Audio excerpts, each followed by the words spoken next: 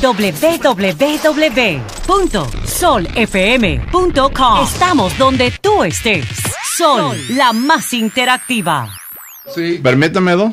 Está bien, dos por ser así. Dos, una hora y otra en la otra. Sí, claro. Mira, no, yo primero quisiera saber cuál es el porcentaje de profesores no titulados que están en las escuelas, tanto básicas como de no intermedia ya.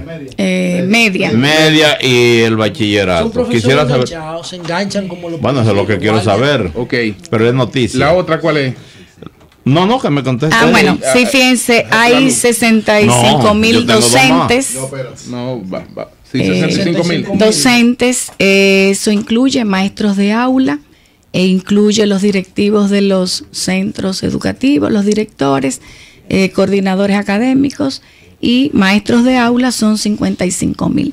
En los últimos años han habido programas masivos de titulación, de formación, de manera que en su conjunto los maestros han ido elevando su formación hasta el grado de licenciatura, que es el nivel de entrada al sistema educativo según la ley. Eso se ha ido corrigiendo bastante. Queda un grupo de docentes que no ha, diríamos, ¿qué palabra utilizo? Bueno, que no han estado dispuestos, que no se han puesto al día. Y eso yo diría que está entre 1 y un 2%. Okay. Hay un grueso de maestros que tienen o el título de maestro normal, que era con lo que hasta la década de los 90 se ingresaba al sistema. Otros tienen el título de profesorado o nivel técnico, pero que no llegan entonces a obtener el grado que se requiere para hacerse, diríamos, sujeto de obtener un puesto de trabajo en el sistema educativo. Melton, media. Se va a hacer gradual. Sí. Adelante, sí. Estamos hablando de profesores y de docencia, pero hay un personal administrativo y técnico. Sí, señor. Y técnico, entonces como que no se está tomando en cuenta ese personal. Bueno, habría que tomarlo en cuenta. Y por eso también. Los profesores Agayú también. Por eso es porque a los administrativos hay diríamos, un tramo dentro de la nómina de personal administrativo que hace ya varios años que no se les ajusta su salario, que se les aumenta. Deprimido totalmente. Y que habría entonces que también considerar.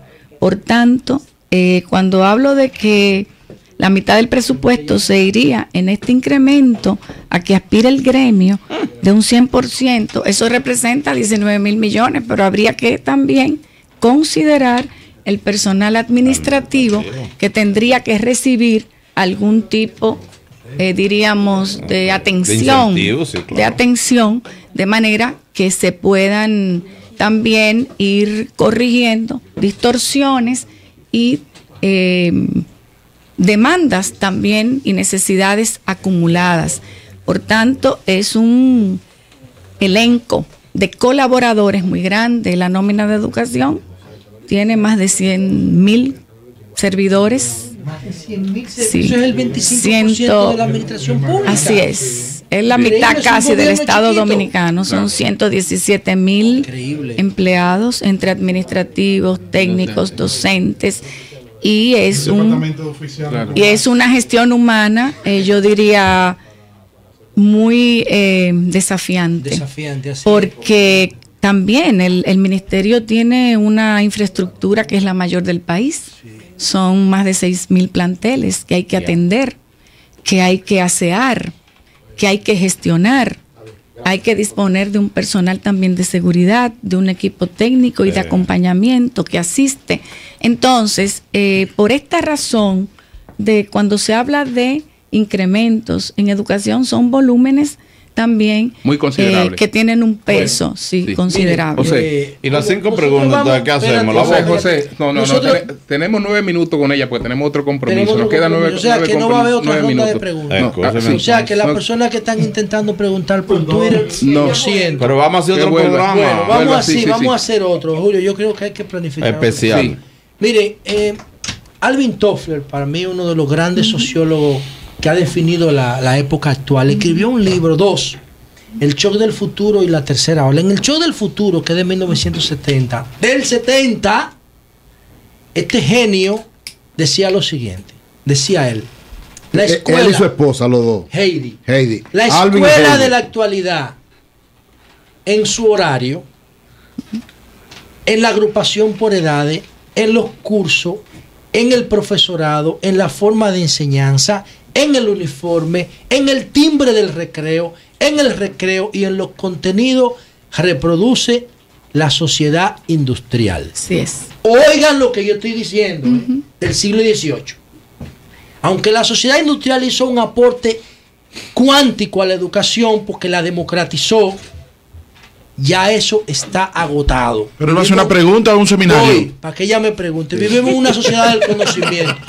Esto tiene un valor histórico, lo que yo estoy diciendo. Sí, pero la pregunta. Ahora, estamos hablando de planteles, de aumento de sueldo. ¿Qué pasa con el contenido? ¿Qué pasa con la forma de educar? Alvin Toffler tiene razón, o nosotros en República Dominicana podemos olvidarnos de eso y seguir apostando a ese formato tradicional de enseñanza metido en un aula, 60 alumnos y un profesor. Bueno, ese es el desafío de todos los sistemas educativos del mundo, hacer un tránsito hacia la sociedad del conocimiento, porque la escuela se organizó, como tú bien dices, de cara a un modo de producción, sí, a una sociedad que requería esa estandarización, correcto, que requería certificar saberes mediante títulos, grados, e incluso los contenidos son arbitrarios, José La Luz. Sí. Los contenidos los define el sistema educativo o el ministerio o un equipo de personas en función del saber acumulado que hay desde la perspectiva, vamos a decir, científico, tecnológica, técnica,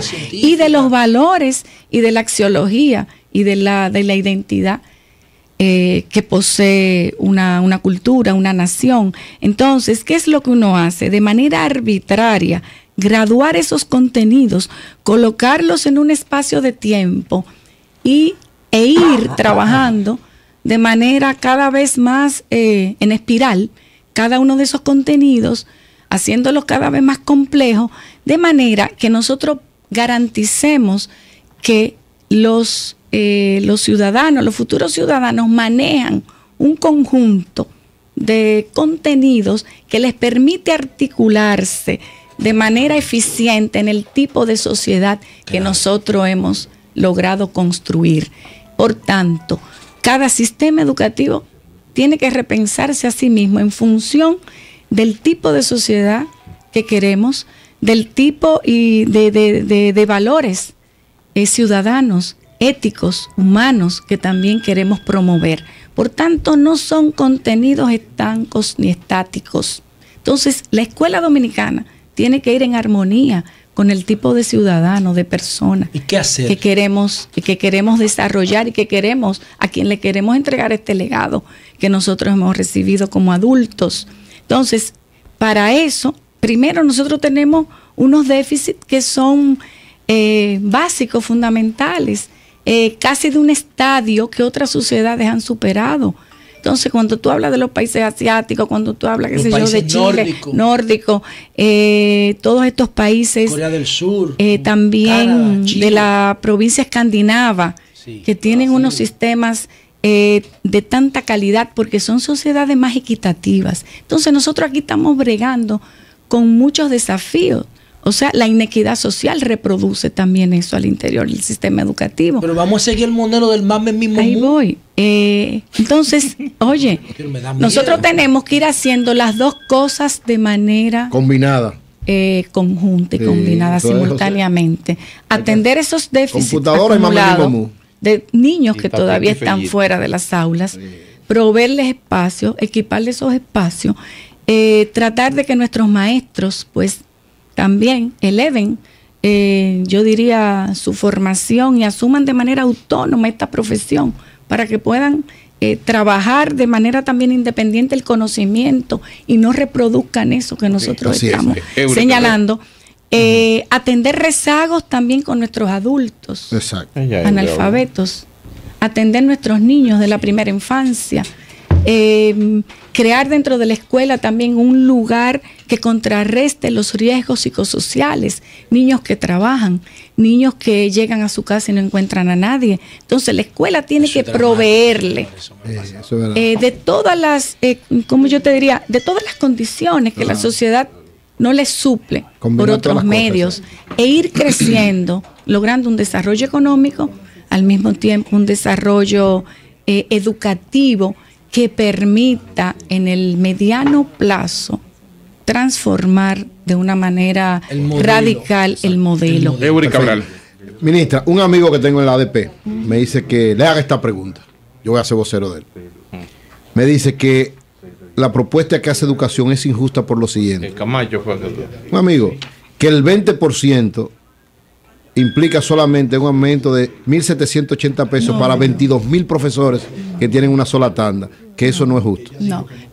Miren, atención. En el sistema educativo hay 3 rangos salariales fundamentales. Los maestros que trabajan en una tanda y tienen además sus incentivos en una jornada, el salario promedio en estos momentos es de 15.800 pesos.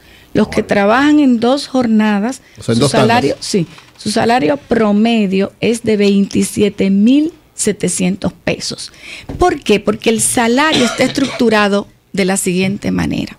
Hay un salario base y hay 3 incentivos que se adicionan. Okay. Esos incentivos son por antigüedad, entonces de manera cada quinquenio que cumple el maestro, se le aumenta un porcentaje. Bueno, no, automáticamente no. Entonces eso es lo que hay que decir, eso es lo que hay que corregir, porque no siempre se le aplica en el momento que él lo logra. Eso es escalafón, escúcheme. Sí, parte de lo que era el escalafón antes, pero también hay un incentivo por titulación. Los maestros con licenciatura se le adiciona a su salario base el 20%. Los que tienen una especialidad, el 25%. Los que tienen maestría, 30%. Y los que alcanzan, que son pocos, doctorado, un 40%. E igualmente, el tercer incentivo es por evaluación de desempeño. Y la escala va entre un 7 y un 32%. De manera que el maestro entra con un salario base y luego, a medida que transita por el sistema, en razón de tiempo, de la formación y de la evaluación del desempeño, va adicionando incrementos parciales. Entonces, el promedio, salario promedio, 15.800 pesos y 27.700. Los que ingresaron último, y esto vamos a aclarar lo que es muy importante. ¿Quiénes ingresaron último? Aquellos docentes que ingresaron después del 2008, atención, no han recibido evaluación del desempeño, no tienen entonces incorporado ese incentivo. Pero esos maestros también, algunos no han cumplido los 5 años que les acreditaría para recibir entonces lo cumplen ahora en el 2013. el primer escalón de incentivos. Y además, atención, ¿cuál es el problema? Que el incentivo por titulación no se les adiciona desde el inicio. Y esa es la propuesta que estamos haciendo. Que a los que ganan menos, que son los de ingreso más reciente, se les atenderá de la siguiente manera. Recibirán el 20% de salario general que se aumentará, pero también el 20% correspondiente a la licenciatura, y se beneficiarán además con el incentivo de desempeño que se va a realizar en este año, por lo que esos que ganan alrededor de 10.000 pesos podrán tener en este mismo año un incremento de hasta un 72%. Con esta propuesta del 20%, los que tienen una sola jornada recibirán 18.996. Los que tienen 27.000 llegarán a 33.000, creo que 241 en este primer momento. Sí. Pero una vez hecha la evaluación del desempeño, ellos van a tener una posibilidad de seguir aumentando su salario, y cuando se aplique la certificación a partir del año entrante, recibirán un 20% adicional. ¿Nos puede informar de manera breve, finalmente, cómo va el plan de construcción de aulas? Bueno, sí. Sí, permítame, antes que usted responda, saludar la presencia de Rosa María Jiménez, que es la directora de Relaciones Públicas que acompaña a la ministra Josefina Pimentel, ministra de Educación, y agradecer que gracias a él agradecer y Yuri Rodríguez, que es el director. Pero si ustedes me lo permitieran, porque iba a decir que gracias a él se hizo el enlace con la ministra de Educación para tenerla aquí en este exclusivo en El Sol de la Mañana. Gracias, Yuri. Gracias, Víctor. Gracias. Muy breve porque el tiempo se nos terminó, lamentablemente, pero ¿qué me quiso decir con eso? De que gracias, Víctor. Gracias. ¿Qué quiso decir con eso? Sí. Fíjense, en este fin de semana, pero venimos otra vez. En este fin de semana nosotros procedimos a completar la firma que se terminará hoy de los ingenieros que participaron en el segundo sorteo, que se realizó el pasado 30 de enero. Ahí se adjudicarán las 4.000 aulas restantes para completar las 10.000 que tuvimos la oportunidad de sortear y adjudicar. El tema de los solares pendientes se avanzó eso bastante. Se ha avanzado bastante porque, como les decía anteriormente, es una iniciativa nunca vista. Nunca antes se habían hecho tantas aulas simultáneamente en un solo año. Entonces, generalmente Educación trabajaba con donaciones y en algunas ocasiones se compraban solares si no había disponibilidad para donar. Pero al haber, diríamos, esta construcción masiva, simultánea, en un plazo de tiempo corto, pues se ha recurrido a otras instituciones del Estado para que donen, a particulares, y en los casos donde no sea posible, entonces se está procediendo a comprar. De manera que ya estamos, diríamos, prácticamente con ese tema muy avanzado, casi resuelto, y en esta semana nosotros, o en los próximos días, vamos a decirlo así, se adjudicará el 20% a los ingenieros que participaron en el segundo sorteo y que va a atender 500. No se lo están dando sin solares, ¿verdad? No, se le va a dar. Ya aprendió la lección ya. Muchas gracias. ¿Cuándo vuelve la ministra? Muchos temas pendientes. Educación sexual en la escuela. ¿Qué piensa educación? ¿Qué piensa educación de la campaña de Profamilia? Tenemos edificaciones sismos resistentes. Lo de Sevico, el temblor. Bueno, no, el Ministerio tiene un programa de gestión de riesgos, prevención de riesgos y un equipo, diríamos, de manera permanente evaluando, observando cada escuela y prestando la atención debida. Ministra, necesitamos su compromiso, una fecha, que tengamos un programa, pero con una condición, ministra, tiene que ser un programa de una tanda, desde las 7 de la mañana hasta la 1 de la tarde. Una tanda extendida. Solo pedirle a los maestros, o sea, yo confío mucho en los maestros, le tengo una alta valoración. Nosotros vamos a atender sus necesidades.